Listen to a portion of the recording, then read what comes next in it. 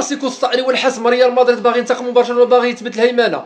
السلام عليكم، مرحبا بكم في فيديو جديد على القناه الملازم. اليوم غادي نهضروا على كلاسيكو ناري بين ريال مدريد وبرشلونه، كلاسيكو الصعري والحسم. واش ريال مدريد غادي يرد الاعتبار ولا برشلونه غادي تثبت الهيمنه ديالو؟ ما تنساوش الاشتراك في القناه وتفعيل الجرس، ونبداو على بركه الله. المباراه غادي تجرى يوم الاحد 11 ماي على الساعه 3:15 بتوقيت المغرب، ملعب مونتيغويك. برشلونه متصدر الدوري بفارق 4 ديال النقاط على ريال مدريد، والماتش هذا غادي يكون حاسم سباق اللقب. برشلونه تحت قياده هانسي فليك قدم موسم مميز رغم الاقصاء من دوري الابطال على يد انتر ميلان. ريال مدريد بعد الخروج من دوري الابطال كيركز على الدوري كاخر فرصه للتتويج هذا الموسم. بالنسبه للمواجهات بين الفريقين، برشلونه تفوق على ريال مدريد في المباريات السابقه هذا الموسم، فاز ب 4-0 في الدوري، 5-2 في السوبر الاسباني، و3-2 في الكاس ديال الملك.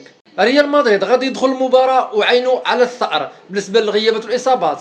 برشلونة غادي يفتقد لعدة لاعبين بسبب الإصابة، من بينهم غول كوندي، وريال مدريد كذلك عنده غيابات مهمة بحال ألابا وكامافينغا، لكن رودريغو متوقع يرجع للتشكيلة.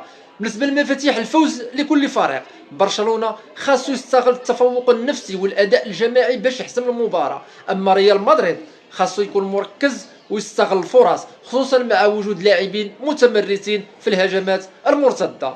بالنسبه للتوقعات، المباراه غادي تكون مشحونه ومليئه بالاثاره. واش برشلونه غادي يحسم اللقب ولا ريال مدريد غادي يرجع في سباق الدوري؟ شاركونا توقعاتكم في التعليقات، وما تنساوش ديروا لايك وسبسكرايب.